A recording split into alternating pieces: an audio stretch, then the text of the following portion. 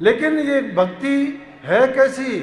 ये वो उस तरवर की भांति है जो बहुत ऊंचा तरवर है, फल उसकी ऊंची चोटी पर लगता है, लेकिन उस फल को प्राप्त करने के लिए कोई मरजीवा होगा, वही उसको प्राप्त कर सकता है। ऊंचा तरवर गगन फल। भक्ति ऐसी है कि ऊंचा तरवर है, गगन पर बिरला पंछी खाए, उस फल को तो वो चखेगा जो जीवित ही मर जाए। और जीवित मरना किसका है? आदमी को बुरी भली बर्दाश्त करनी पड़ती है, खोटी मंदी बात आती है वो भी बर्दाश्त करनी पड़ती है, लोक लाज की बातें उठती हैं वो भी उनको बर्दाश्त करनी पड़ती है।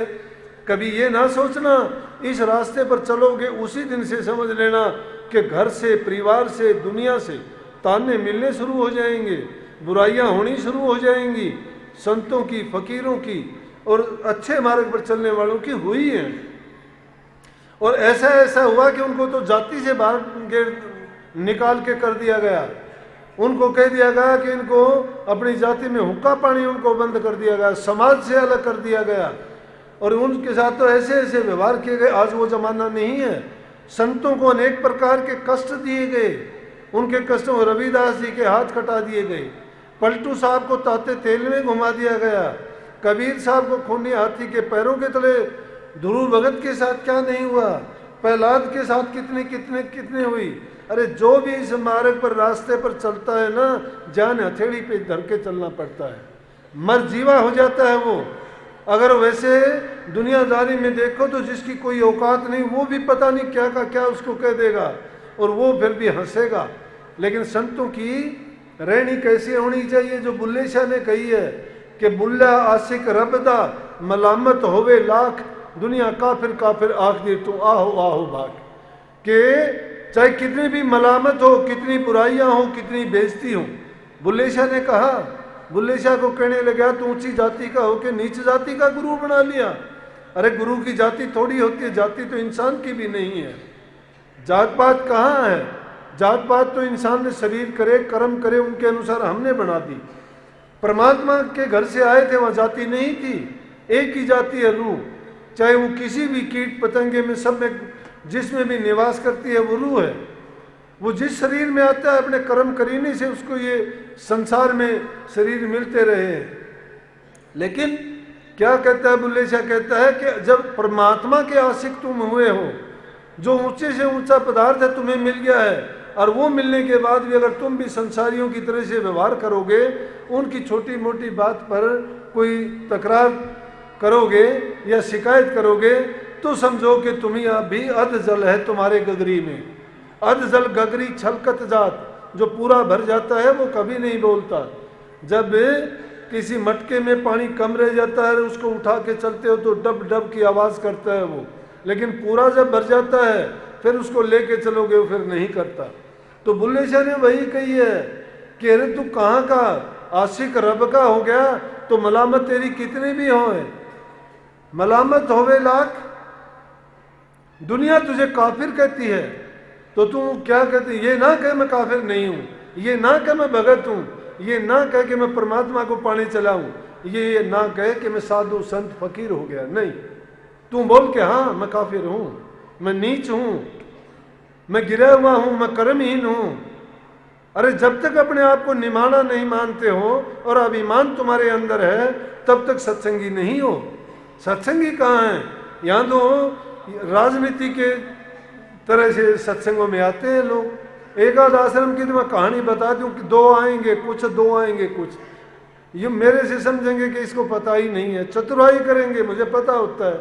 लेकिन संतों की क्या होती है? संत सोचते हैं कि ये जीव का ज्ञान है। ये चालाकी कौन लोग करता है? जो गुरु को गुरु नहीं मानता, जो नाम पे कभी इतबार नहीं करता, जो नाम का कभी सुमरण नहीं करता। और जो नाम का सुमरण करता है, जिसके दिल में सच्चाई है, नाम का सुमरण भी जो करता है ना, वो तो कहेगा कि गुरु को क्या बताएं, गुरु तो देखता है। गुरु को क्या हम कहेंगे जाके? गुरु को सब पता है। अरे गुरु के सामने ही अगर जाके बताओगे तो धिक्कार है उस गुरु से। तुम्हारा गुरु क्या काम करेगा? अरे गुरु से तुम छल करते हो, चतुराई करते हो, क्या करते हो? जो गुरु आगे कपट न खोल ले, निष्कपटी अपने को बोले, दोहरा कपट लिया है सोई, उसका कभी जतन नहीं हुई। वो दोहरा कपटी है, वो सजा उसको मिलेगी, जरूर मिलेगी। सतगुरु नहीं देगा, परमात्मा देगा। कहेगा नालायक तू चला किस काम के लिए था, करता क्या है तू, तेरी मंजिल कहाँ थी, तू किस रास्ते पे भटक के जा रहा है, तू इस रास्ते पे भी आके अपनी चतुराइयाँ चालाकियाँ नहीं छोड़ता है। अरे इसका हमें किसी को ये थोड़ा दिखाना है कि हमें परीक्षा देनी थी और इसमें तुम्हें कितने नंबर मिले हैं, तुम्हें कोई पद प्रतिष्ठा की चाह है क्या? परमात्मा को जो पाने के लिए चले हो, ये कोई तुम्हें सर्टिफिकेट नहीं लेना कि साल में 6 महीने में 2 साल में वो डिग्री हासिल कर लोगे। जीवन पर्यंत इस रास्ते पर चलने के लिए फैसला करो। अंत तक मरते दम तक इंसान को वो निभानी पड़ती है जिस प्रकार से। और जो जो उस नाम में तुम गहराई में उतरते चले जाओगे उतने दीनहीन और गरीब बन जाओगे। जब तक तुम्हारे अंदर अभिमान व्याप्त है, जब तक तुम्हारे अंदर मैं पड़ा है, जब तक मैं और मेरी का सवाल आपके दिल में जुड़ा हुआ है कि मैं करता हूँ, मैं ऐसा हूँ, मेरा ये है, मेरा वो है, तब तक भक्ति के काबिल नहीं हो। नाम को अगर हासिल करना चाहते हो तो जब तक तुम्हारे अंदर ये चीज़ व्याप्त है, जब तक वो परमात्मा या सतगुरु को अपना अर्पण नहीं किया, जब सतगुरु के हो जाओगे तो सतगुरु का सारा सब कुछ हो गया, आपको अधिकार कहाँ रह गया? आपको अधिकार नहीं है ये कहने का।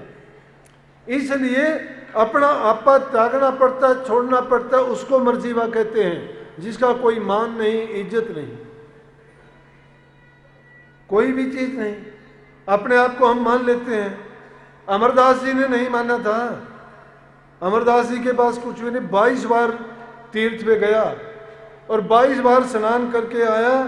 जब उसकी एक साधु ने आँख खोल दी, कहने लगा भाई उसको अभिमान था और बाद में उसका ऐसा अभिमान टूटा कि उसने कभी ख्याल ही नहीं किया, सिर्फ गुरु ही गुरु रह गया उसके पास। लेकिन हमारे अंदर जब तक अभिमान रहता है, मैं पड़ा रहता है, तब तक हम मरजीवा नहीं है। मरजीवा तो वो होता है कि मरने से पहले ही मर चुका है, जो मर मर के रोजाना जीता है जो। इसलिए उस गगन में, कहाँ है गगन? सतलोक से ऊपर, अलख अगम से ऊपर, वो अनामी धाम, राधा स्वामी धाम में, जहाँ से हमारी रूह निकल के आई थी, जहाँ से वो निज स्थान है इस रूह का, उस मंजिल में वो फूल, वो ज्ञान, वो इस रूह की खुराक है। वहाँ पर इस पेड़ के ऊपर वहाँ पर फल लगा हुआ है और ये रूह हमारा पंछी है। उस फल को अगर खाना चाहता है तो इसको ये अपने सिर के ऊपर कर्मों की गठरी बांध बांध के जो रखी हुई है जन्म जन्मांतर की, इसको जब तक उतार फेंक नहीं देता तब तक उस मंजिल को नहीं चलेगा। उस मंजिल पर चलने के लायक ही नहीं है, कदम नहीं रख सकेगा।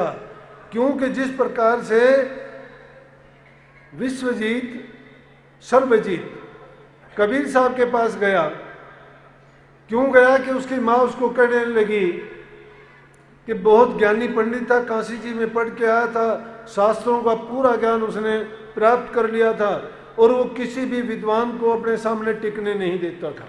दुनिया में जितने ज्ञानी विद्वान साहित्यकार जितने थे, जो भी उसके सामने आए, सब मात खा के गई। लेकिन उसकी माँ उसको कभी सर्वजीत नहीं कहती थी।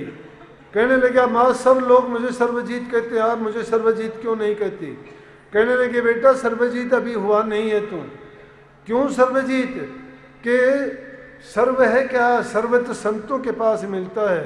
ये तो एक एक चीज को कोई धन के उसमें खुश है, कोई पद के उसमें अपने आप को बड़ा अभिमानी है, कोई बड़े खानदान के रूप में है, कोई ऊंची जाति के रूप में आपको बड़ा मानता है। कहने लगी कि असली दौलत तो संतों के पास होती है। मैं तुझे जब सर्वजीत मानूंगी तो कबीर साहब के सामने जा, उनसे जीत के आ। अब कबीर साहब के पास जाने लगा तो कहने लगा, ये ऐसे तो क्या जाऊंगा। उस जमाने में सामान अपना बैलों पे लाद के लेके जाते थे। कबीर साहब ने सभी शास्त्रों को बैल पे लादा और बैल पे लाद के चल दिए। काशी जी में पहुंचे, कबीर चौरा के पास में कबीर साहब रहते थे। वहां जब जाके बैल को रोका और पूछने लगे कबीर साहब का घर कहाँ है, तो कबीर साहब की लड़की कहो या शिष्या कहो, क्योंकि कई रूप में कहाँ तो कह देते, बाली ने तो अपने आप को बाली कहा है, कमाली ने अपने आप को कबीर साहब की बाली का, शिष्य तो अपने सतगुरु को पिता भी कहते हैं, बाप भी कहते हैं, और अपने आप को उसका बेटा बेटी ही कहेंगे। इसी प्रकार से कबीर साहब की संतान कोई नहीं थी, सभी संतान थी उसकी, लेकिन कमाली उस रास्ते में ही मिल गई। और उसने जब देखा कि ये कोई पंडित है, विद्वान है, शास्त्र बैल पर लादे हुए हैं, और आके कहने लगा कि कबीर साहब का घर कहाँ है, तो देख के वो कहने लगी उसको कि कबीर का घर शिखर में, जहां नहीं सिलैली गैल, पाम न टिके पपील का, पंडित तू लादे बैल। कहने लगा पंडित जी तू कबीर साहब के पास कैसे जाएगा? बोला क्यों? कहने लगी कबीर का घर शिखर में है। कबीर साहब, शिखर का मतलब जानते हो? शिखर का मतलब है कि कबीर साहब इस दुनिया में नहीं रहते, वो आध्यात्मिक मंडलों में, जो ऊंचे से ऊंचा मंडल है निज धाम, उसमें वास करते हैं। कबीर का घर शिखर में, जहां नहीं सिलैली गैल, वहां तो इतना तंग रास्ता है कि बहुत तंग, जिस पर चलना बड़ा मुश्किल है, वहां तो कीड़ी का पैर भी नहीं टिकता। और पंडित जी आप तो बैल लाद के आए हो, आप कहां पहुंचोगे? अब समझते हो कि वो निज घर कैसा है। वो ऐसी जगह है जिसमें शब्द की डोर लटकी हुई है। अध्यात्म प्रेमी, आपको राधा स्वामी नाम मिला है, राधा स्वामी नाम ही उस निज देश का भेद देता है। और वो शब्द डोर उसमें इस प्रकार से लटकी हुई है, जिस प्रकार से छत में मकड़ी अपना घर बना के हल्के से तार के साथ नीचे लटक जाती है, और जब उसको अपने घर में जाना होता है जो उसने बना रखा है, उसी तार को पकड़ के चली जाती है। इसी प्रकार से शब्द रूप में वो उस तार की तरह से उस निज घर से ये रूह लटकी हुई है। ये रूह नीचे के मंडलों में आई हुई है, जिसके कारण स्थूल मन और माया में ये फंसी हुई है। लेकिन सतगुरु ने जब हमें रास्ता बता दिया, और इसको हम धीरे धीरे करके एक ढंग से नहीं जा सकती, ये ऊपर धुर आध्यात्मिक मंडलों में जाने के लिए पहले स्थूल रूप के, जहां तो जिसको तुम स्थूल रूप में वाणी का सुमरण करते हो, 4 प्रकार की वाणियां हैं। बैखरी वाणी जबान से जपते हो, वो तो नाम का सुमरण भी उसी से करते हैं, और है भी जरूरी। ये बैखरी वाणी है। मध्यमा वाणी कंठ से होती है, पसंती वाणी नाभि से होती है, मध्यमा वाणी नाभि से होती है, और परा वाणी नीचे से होती है। तो 4 प्रकार की जो वाणी है ये स्थूल शरीर में ही रह लेती हैं, इसलिए वहाँ वाणी का भी नहीं है। वाणी तो वहाँ पानी भरे, वहाँ वाणी पानी भरती है, 4 वेद मजूर। कहने का मतलब जो ज्ञान 4 वेदों में रखा हुआ है, वो ज्ञान भी वहाँ तक नहीं पहुँचता है। तो वहाँ कौन सी चीज़ पहुँचती है? वह सिर्फ अभ्यास के द्वारा जाया जा सकता है। और वो अभ्यास कब होगा?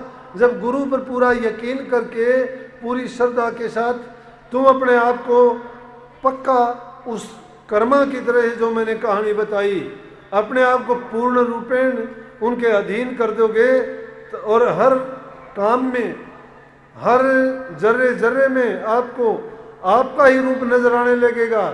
वही आपका रूप है, वही सतगुरु का रूप है, तो वही परमात्मा का भी रूप है। वो रूप क्या है? असल में वो ज्योति रूप है। और वो ज्योति रूप, बाहर रूप में तो हमारी देह रूप का रूप है, लेकिन अंदर में जब प्रवेश करोगे वो प्रकाश रूप है। उस प्रकाश रूप को ही निज रूप जानो। उसको कहीं ज्योति कहा, कहीं प्रकाश कहा, कहीं परम प्रकाश कह दिया, कहीं चांदना कह दिया, अंग्रेजों ने डिवाइन लाइट कह दिया। उसी को उसके निज देश में भेजने के लिए मंजिल दर मंजिल अपनी करनी करते हुए, सतगुरु के बताए हुए मार्ग पर हमें उन नियमों का पालन करते हुए जाना है। अब हम, गुरु कहता है नाम का सुमरण करो, हम तो भूले से भी कभी नाम नहीं लेते हैं।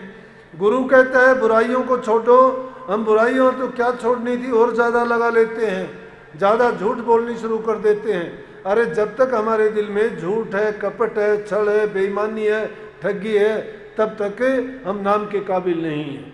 माँ बाप की इज्जत कदर नहीं करते, घरों में बूढ़े बुजुर्ग की सेवा करनी हमने सीखी नहीं है। सेवा नहीं है, प्रेम नहीं है, भक्ति कहाँ से हो जाएगी? जब तक त्याग नहीं है, तप नहीं है, साधना कैसे हो जाएगी? जब तक गुरु के नहीं हो, गुरु तुम्हारा कैसे हो जाएगा?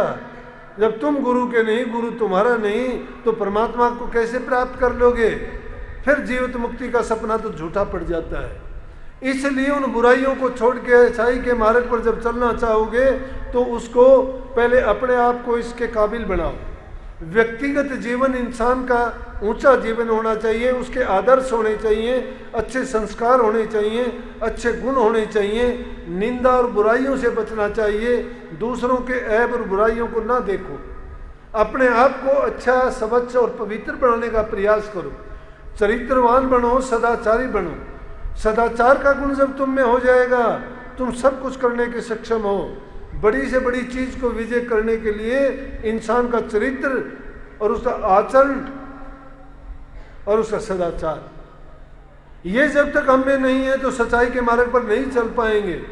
ये प्रेम जब हमारे दिल में होगा, भक्ति होगी, श्रद्धा होगी, कोई हमारे पर गुण करता है तो उसके एहसान को कभी ना भूलो। किसी का नमक खा के उसके नमक हराम ना बनो। किसी से कोई चीज पाके उसके लिए उसके तुम वफादारी करके दिखाओ। सतगुरु से नाम लेके तुम अगर उनके नाम को नहीं जपते हो तो हमारे से ज्यादा अभागा और पापी कोई नहीं हो सकता, क्योंकि ये दौलत इतनी आसानी से नहीं मिलती है।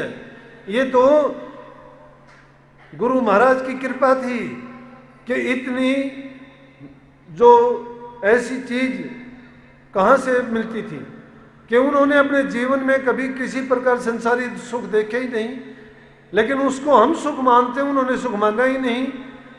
सुख को सुख रूप में नहीं देखते, वो दुख मानते हैं उनको।